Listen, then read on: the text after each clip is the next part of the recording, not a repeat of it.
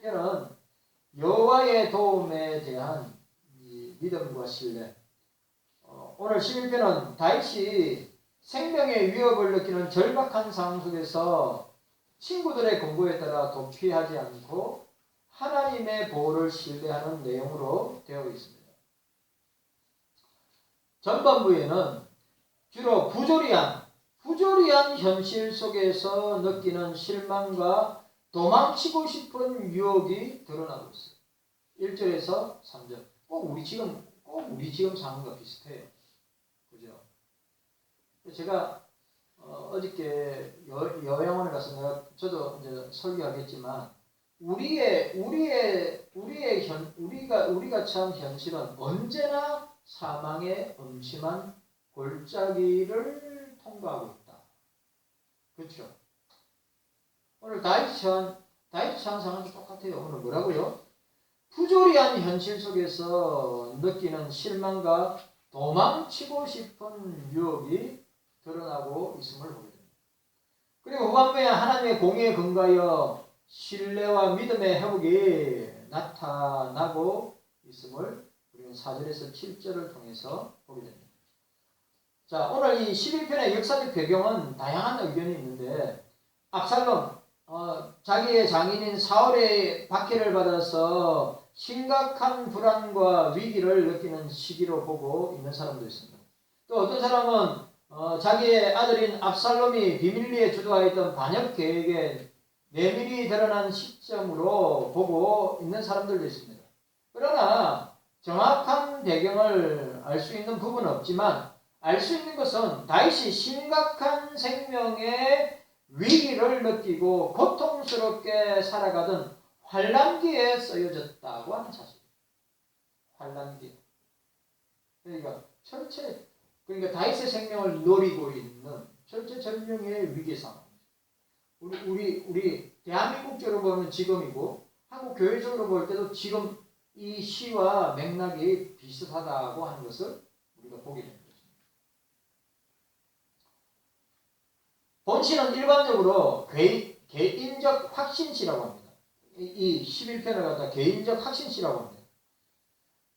11편의 이 본시에서 다윗은 자신의 목숨이 경각에 달려있는 긴박한 상황에서도 이 말이 중요합니다. 자, 다윗은 진짜 목숨의 위기 가운데 있는데 인간적인 수단과 방법을 강구하지 않고 오직 주님만을 피난처로 알고 의지하고 있다고 하는 사실이에요.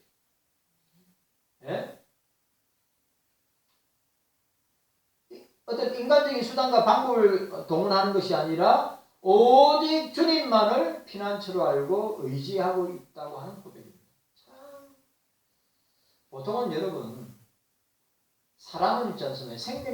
사람은 생명의 위기를 당하면 지푸라기로도 잡으려고 그러죠. 제가 여러분 아시죠? 나는 우리나라 정치인들의 내 구조가 진짜 심각할 정도로 내가 썩었다고 생각합니다. 그래, 오늘 우상호죠. 서대문구의 국회의원 우상호가, 그 사람이 월북을 했던, 그 사람이 떠내려갔던, 정부가 무슨 책임이 있느냐. 미친 사람 아닌 거죠. 정부에 무슨 책임이 있냐고 정부한테 떠넘기냐 이거예요. 정부가 책임이죠. 그 사람을 구할 수 있는 시간이 36시간이나 됐는데, 말도 안 되는.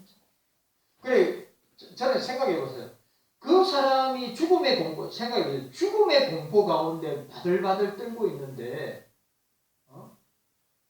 대통령이 있는 사람은 청와대에서 뭐 했으며, 국방부 장관은 뭐 했으며, 국회의원들은 뭐 했어요? 36시간 동안에 대한민국 국민은 그 바다의 추위에서 바들바들 떨면서 자기의 생명이 일시간에 경각간에 죽을 수 있다고 하는 생각을 가지면서 공포 가운데 두려움 가운데 있을 건데 그게 한 줄기 빛이라도 비춰져서 대한민국이 나를 구해주는구나.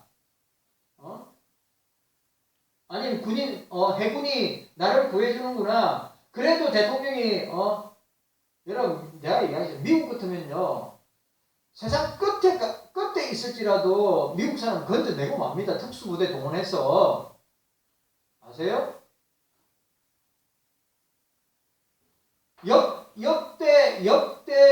역대 정부 가운데 제가 역대 정부에 이렇게 손 놓고 발 놓고 손 놓고 아무것도 안 하는 정부 처음 봤어요.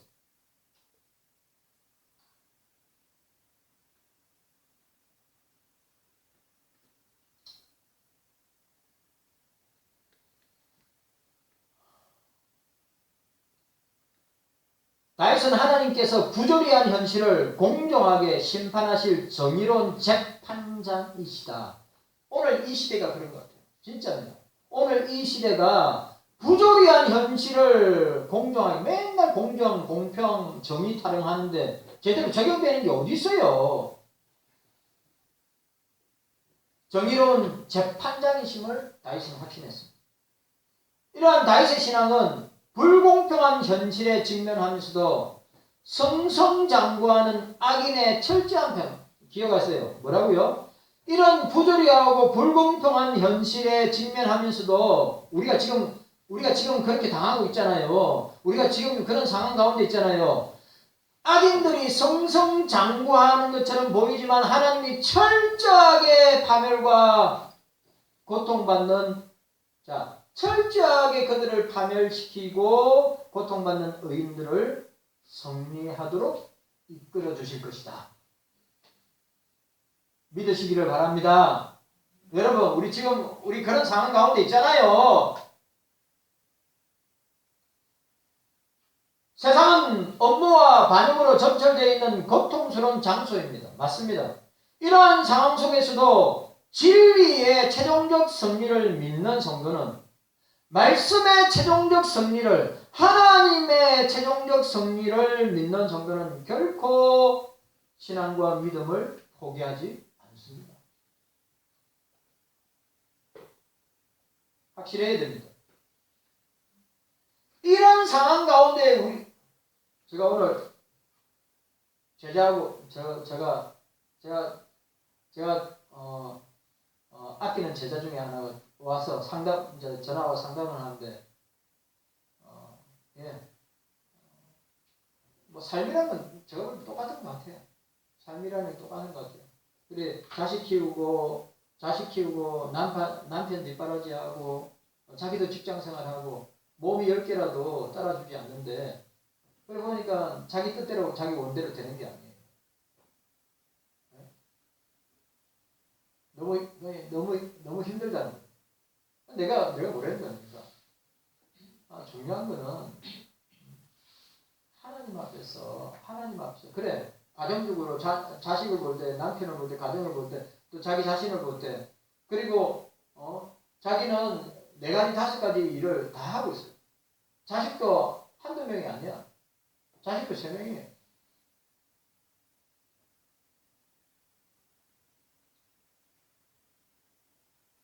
그래, 자기 신앙도 자기 믿음도 바닥이래.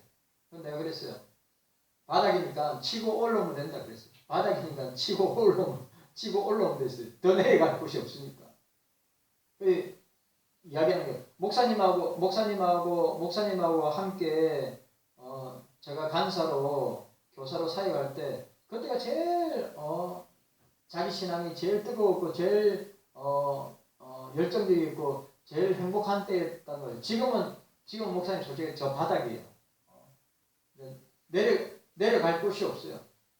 너무 힘들어요. 그러는 거. 그래서 내가 뭐라 했는지 압니까?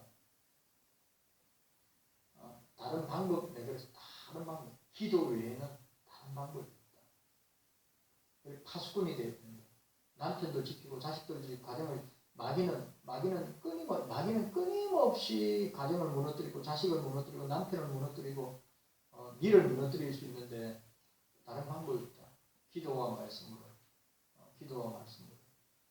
영으로 충만해서 이것을 이겨낼 수 있어요. 이겨내도록 나아가야 됩니다. 비슷해요. 우리 이검식 권사님이나 우리 오 권사님이나 우리 오현 집사님이나 그 삶의 내용이 비슷해요. 다르지 않아요. 그래 그 이야기 들으면 꼭 우리 교회 우리 영적인 가장들 모습이 영적인 가장들의 모습이 딱 지나가는 게 있죠. 상황이 다르지 않습니까? 똑같더라고. 남편 때문에 힘들어하고 자식 때문에 힘들어하고 또 직장 다니니까 직장 고달픈 직장 생활하고 또 그것도 힘들고 근데 자기가 다 해야 되니까.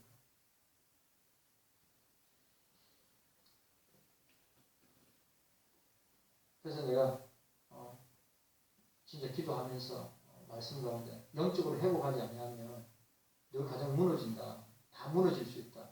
네가 주님이 이 가정에 파수꾼으로 보내주셔서 네가 마귀와의 영적인 싸움에서 이겨야 되고 마귀가 우는 사자처럼 덤비면서 삼키려고 하는데 지켜야지.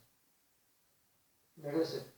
만약 그렇게 하지 못한다면 주님 앞에 가면 반드시 주님 앞에 가면 칭찬받기보다는 네가 각오해야 될 거다. 그랬어요. 알겠습니다 하고 또 열심히 신앙생활을 열심히 하겠습니다 하고 그래 전화를 끊었어요. 자, 오늘 우리가 꼭 기억해야 됩니다. 이런 상황 속에서도 최종적으로 승리할 수 있다고 우리가 최종적으로 승리한다고 하는 그 믿음을 절대로 우리가 포기해서는 아니 된다고 하겠습니다. 오늘 여러분 아시죠?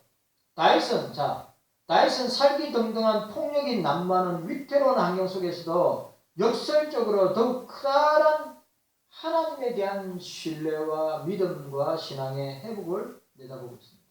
오늘 아세요? 오늘 광화문으로 들어가는 서울입니다. 서울에 광화문으로 들어오는 모든 길은 경찰이 다 지키고 있어요. 경찰이 다 지키고 있었어요. 그리고 다 조사했어요. 광화문에 못 들어가요.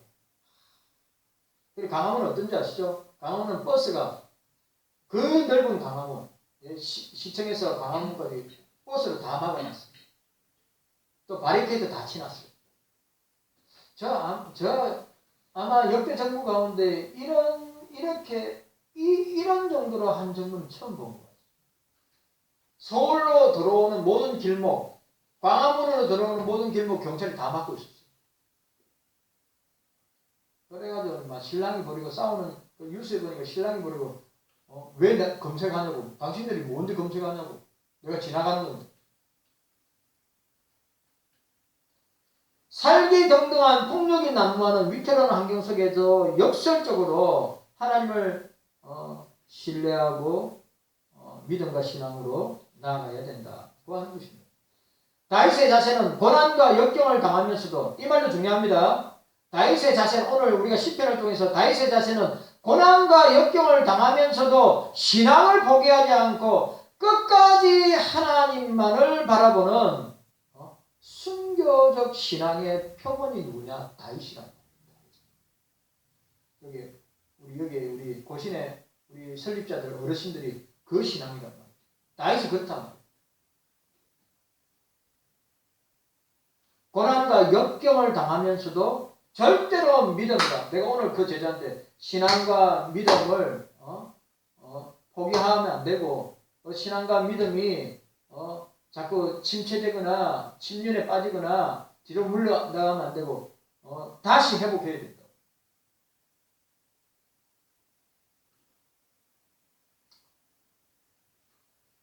끝까지 하나님을 바라보면서 다윗이 우리에게는 신앙의 표본입니다. 다윗이 포기하지 않고 끝까지 줄을 붙드는 줄을 붙드는 여러분들이 되시기를 바랍니다. 자, 하나님에 대한 신뢰가 악인의 압제를 무력화시키는 이 11편은 우리 두 부분으로 나눌 수 있는데 첫 번째로 현실에 대한 실망과 유혹에 대한 극복을 나타내고 있습니다. 현실에 대한 실망과 유혹에 대한 극복을 나타내고 있습니다. 1절에서 3절까지. 악인에 의해 억울하게 고통받는 다윗의 심정이 잘 드러나는 이 본 대목은 친구의 인간적인 공부 1절에 내가 여호와께 패하였거늘 너희가 내 영혼, 너희가는 친구입니다. 너희가 내 영혼들로 새같이 내 산으로 도망하라. 이런 살기등등하고 위기 가운데서 친구들이 하는 권면을 뭡니까? 굉장히 이성적이고 합리적인데 도망가라는 겁니다. 피하라는 거예요. 예? 뭐 말인지 아시겠죠? 근데 다윗은 안 그래요. 그 다음에 악인의 비열한 업무 2절과 3절에 나타나고 있습니다. 다윗은 고통받는 자신의 모습을 갸냘프고 무기력한 새에 비유하고 있습니다. 오늘 여기 뭐라고요? 오늘 뭐라 했습니까? 너희가 내 영혼들어 새같이 내 산으로 도망하라 하면 어찌민고라고 했습니다. 뭐라고요? 오늘 다윗은 자기 자신을 새에 비유하고 있어요. 가냘프고 무기력한 새의 모습을 비유하고 있어요. 이게 우리의 모습일 수도 있어요. 이게 우리의 모습일 수도 있어요. 왜? 새는 아무 능력이 없어요. 독수리도 아니고 그렇다고 집채만한 새도 아니고 일종의 작은 새 하나가 뭘 할 수 있겠어요? 자기를 그게 비유하면서 아무것도 할 수 없는 가냘프고 무기력한 자신의 실존을 보여주고 있습니다. 다윗은 비참한 상황 속에서도 현혹되지 않고 그 친구들의 유혹을 단호히 거절합니다. 사실 이성적인 면을 보면 다윗의 친구들의 권면이 매우 합리적입니다. 위태로운 환경에 놓여 있는 사람에게 거기로부터 도망하는 것이 가장 현실적인 대안이 될 수 있는 것입니다. 맞죠? 당시 다윗의 대적들은 다윗을 죽이려고 계획하고 직접적인 위협을 가하고 왔습니다. 그러나 죄 없는 다윗이 이처럼 무고하게 핍박을 당하는데도 당시의 시대 상황은 다윗을 보호할 수 없을 만큼 법적으로 질서적으로 완전히 무너진 무법천지의 상태였습니다. 그러니까 다윗이 자기를 지킬 수 있는 그런 상황이 아니었어요. 그래서 친구들은 다윗에게 이러한 현실을 지적하면서 도망하는 것이 최선의 방책임을 말하고 있습니다. 이런 상황 가운데 다윗은 심각한 갈등을 느낄 수 있는 겁니다. 내 생명을 지켜야 되는지 진짜 친구들 말대로 도망해야 되는가? 아니면 이 현실 가운데서 내가 뭔가를 해야 되는가?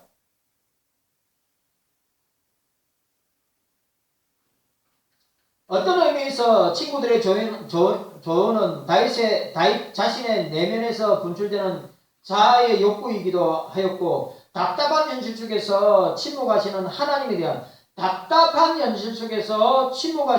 하나님에 대한 실망과 원망은 인간 다윗의 숨길 수 없는 모습, 이 죄성을 가진 인간의 모습을 나타내 보여주기도 합니다. 맞죠? 내 뜻대로 안 될 때, 내 원대로 안 될 때, 내가 지금 처해 있는 상황과 현실은 내가 어떻게 할 수 없는 반전이 일어난다든지 그것을 뒤집어 엎을 수 있는 그런 아무런 능력이 없으니까 어떻게 해요? 하나님 원망하죠. 왜 하나님 왜 안 도와주세요? 왜 하나님 내 기도에 응답해 주지 않으세요? 왜 하나님 우리를 기가 막힌 운동에서 우리를 건져주지 않으세요? 그렇게 토로하고 원망하고 실망하는 다윗의 모습을 우리가 볼 수 있습니다. 그러나 다윗은 신앙의 힘으로, 믿음의 힘으로 이러한 내적인 외적인 유혹을 일축해버리고, 이 말도 중요합니다. 뭐라고요? 믿음으로, 신앙으로, 믿음의 힘으로, 신앙의 힘으로, 기도의 힘으로, 말씀의 힘으로 이런 내적인 외적인 유혹을 이기고 나가야 한다고 하는 사실.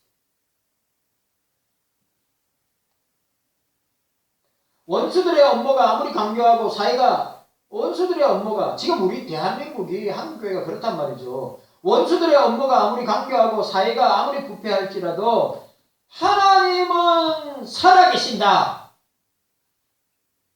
하나님은 살아계신다. 하나님은 지금도 역사하고 계신다. 이거 굳게 믿어야 돼요. 이거 못 믿으면 우리는 어떻게 될까요? 현실에 안주해요. 진짜입니다. 현실에 안주합니다. 그 현실 앞에서 내 무능력한 자기 자아를 발견하고 자신을 발견하면서 어떻게 합니까? 어떤 극단적인 방법까지 자신의 삶을 포기한단 말이에요.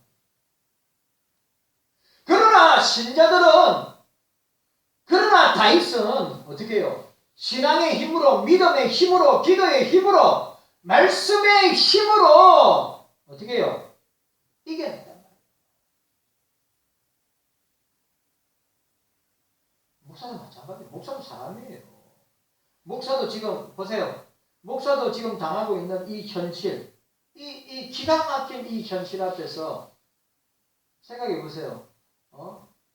저나 사무나 십수년을 갖다가 성도들과 양들과 함께 말씀 나누고 교훈하고 책망하고 그들과 교제하고 사랑을 나누면서 왔는데 이 사태 딱 일어나니까 어떻게 됩니까? 딱 갈라지잖아요. 목숨 걸고 교회당에 나오고 주일 성수하고 예배 드리는 반면에 목숨 걸고 교회 안 나오고 주일 성수 안 하고 예배당에 안 나오는 사람이 있잖아요. 이 답답한 현실을 어떻게 하겠어요? 목사만의 문제가 아니라 저와 여러분들의 문제인 것입니다. 교회의 문제예요. 꼭 기억해야 됩니다. 원수들의 업무가 아무리 강교하고 사회가 아무리 부패할지라도 하나님은 살아계신다. 주님은 살아계신다. 지금도 역사하신다. 지금도 우리를 불꽃 같은 눈동자로 보고 계시고 우리의 기도를 들으시고 응답하신다. 그 굳게 믿어야 됩니다. 이 현실 속에서, 이 상황 속에서. 안 그러면 무너진단 말이에요. 안 그러면 포기한단 말이에요. 안 그러면 주저앉는단 말입니다. 그 누가 좋아하겠어요? 누가 좋아하겠어요? 마귀가 좋아하죠. 사단이가 좋아하죠. 그럼 성령은 우리 속에서 탄식하고 막 난리 나는 거예요. 자, 여기서 중요한 것. 자, 여기서 중요한 말. 우리에게서 참된 신앙이란, 자, 보세요. 우리에게서 참된 신앙이란 이성이나 합리주의를 초월하여, 이 말도 중요합니다. 이성이나 합리주의를 초월하여 살아계신 주님을 온전히 신뢰하는 것이, 온전히 믿는 것이 참된 신앙이요.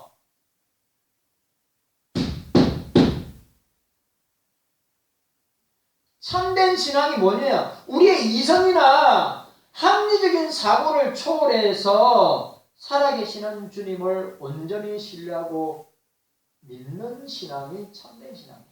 우리 맨날, 여러분 아시죠? 맨날 우리의 이성을 가지고 세상의 기준을 가지고 합리적으로 따져보고 살펴보고 아니라. 자, 두 번째로 하나님에 대한 궁극적인 확신으로, 하나님에 대한 궁극적인 믿음으로 드러나게 되는 것입니다. 4절과 7절에 오늘 이 4절과 7절에 당면한 현실을 바라볼 때 필연적으로 제기되는 실망과 의문에 대한 신앙적 해답을 오늘 3절과 4절에 주고 있습니다. 다윗은 모순된 현실 속에서도 궁극적 성리를 보장하시는 하나님의 공의로운 심판을 바라보고 있어요. 그리고 다윗이 이러한 하나님의 성품을 바라볼 때 그를 괴롭히던 문제들에 대한 해답을 찾게 되는 것입니다. 다윗은 하나님의 내재성에 대한 인식을 하고 있는데 그는 하나님께서 자기 백성을 위해 친히 성전에 임재하시는 분이심을 깨닫고 있어요. 4절과 5절에. 자, 4절과 5절에 여호와께서 그 성전에 계시니 여호와의 보좌는 하늘에 있으며 그 눈이 인생을 통촉하시고 그 안목이 저희를 감찰하시는도다. 여호와는 의인을 감찰하시고 악인과 강포함을 좋아하는 자를 마음에 미워하시는도다 라고 했습니다. 자, 하나님의 뭐라고요? 하나님께서 자기 백성을 위해 친히 성전에 임재하시는 분으로 그 다음에 하나님의 초월성을 자각하고 있어요. 그러니까 하나님은 내 속에 내재하고 있다는 것을 인식할 뿐만 아니라 하나님의 초월성이 뭡니까? 하나님은 모든 곳에 다 계십니다. 여러분 이거 중요한 거예요. 다윗은 뭐예요? 하나님의 내재성을 가지고 하나님은 내 속에 함께 하시고 떠나지 않으시고 영원히 나와 함께 하신다. 그리고 또 뭐예요? 하나님의 초월성. 하나님은 내 내면에 뿐만 내 마음에 뿐만 아니라 온 세계 가운데 초월해서 존재하신다. 다윗의 유명한 말 있잖아요. 엄부에 내려갈지라도 거기도 주님이 계시고 내가 높은 하늘 위에 있을지라도 거기 계시고 땅 끝에 있을지라도 거기 계시고 하나님의 초월성, 주님의 초월성. 하나님은 자기 백성과 함께 하시는 자비와 긍휼과 사랑의 하나님이시고 하늘 보좌 위에 앉아 계시는 초월적인 분이심을 오늘 4절에 이야기하고 있습니다. 다윗은 이러한 하나님을 생각하면서 하나님께서는 이 말 중요합니다. 하나님께서는 인간 만사를 지배하시고 모든 인간을 감찰하고 계신다. 저와 여러분들의 세상 만사, 인간 만사, 예? 그리고 모든 존재하는 인간들을 다 신자나 불신자나 다 감찰하고 계신다. 믿으시기를 바랍니다. 믿어야 돼요, 여러분들. 우리의 생사하복, 맨날 유목사가 해요. 우리의 생사하복 희노애락, 생로병사, 인간의 만사, 세상 만사 다 하나님의 주권하에, 주님의 주권하에 지배하고 모든 인간을 감찰했습니다. 다윗은 하나님의 성품, 공의와 사랑을 다시금 자, 하나님의 성품은 두 가지요. 뭐죠? 하나는 공의의 하나님이고 공의의 속성을 갖고 있고 하나는 사랑의 속성을 갖고 있어요. 하나님의 성품은. 다윗은 자각하는 거예요. 하나님은 죄에 대해서 심판하시는 분이구나. 공의의 하나님. 하나님은 당신의 택자들을, 당신의 자녀들을 끝까지 사랑하시고, 주님은 끝까지 사랑하시고, 끝까지 보호하시고, 끝까지 지켜주시는 사랑의 주님이시구나. 하나님이시구나라고 하는 것을 오늘 본문을 통해서 다윗은 자각하고 있다. 우리도 마찬가지예요. 우리는 공의의 하나님 믿어야 돼요. 죄에 대해서, 불의에 대해서 반드시 심판하시는 분임을 우리는 그 공의의 하나님을, 그 공의의 주님을 믿어야 되고, 그리고 당신의 백성, 주님의 백성은 끝까지 우리가 성화의 삶을 살다가 완전 성화를 통해서 영화에 천국에 들어갈 때까지 우리를 지키시고 보호하시고 인도하시고 함께하시고 동행하시고 사랑하시는 사랑의 하나님이신 것을 그는 자각하게 되었다는 사실입니다.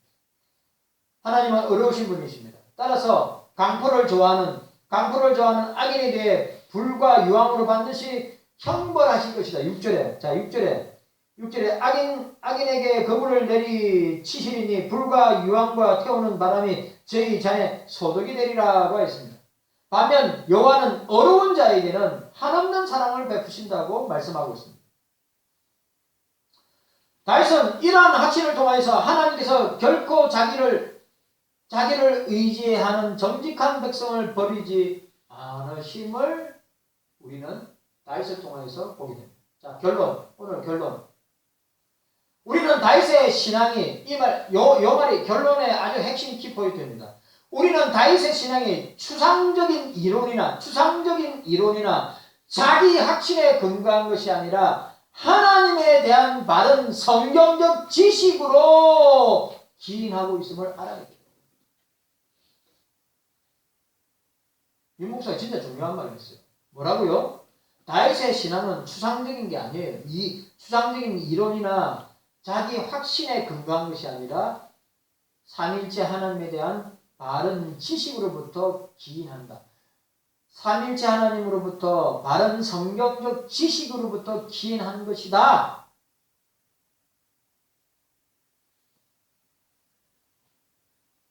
요 말도 중요합니다. 신앙은 열심과 노력을 통해서 성취되는 것이냐. 이 말 너무 중요한 것 같아요. 신앙은 우리가 착각할 때 있어요. 신앙은 열심과 노력을 통해서 성취되는 것이 아니라 하나님의 성품을, 이 말, 하나님의 공의의 성품, 하나님의 사랑의 성품을 직접 체험함으로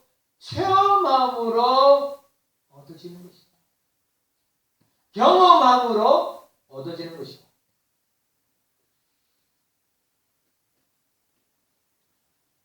저와 여러분들은 때때로 자신의 분주한 생활을 멈추고, 우리 너무 분주하고 너무 바쁘고 너무 정신없어요. 우리 자녀들도 마찬가지라. 저와 여러분들도 마찬가지입니다. 그런 분주한 생활과 활동들을 멈추고 하나님을 바라보는 시간을 자기 나름대로 만들어서 확보하여서 선용할 수 있어야 합니다. 그런 여러분들 되시기를 주님의 이름으로 축원합니다. 기도하겠습니다.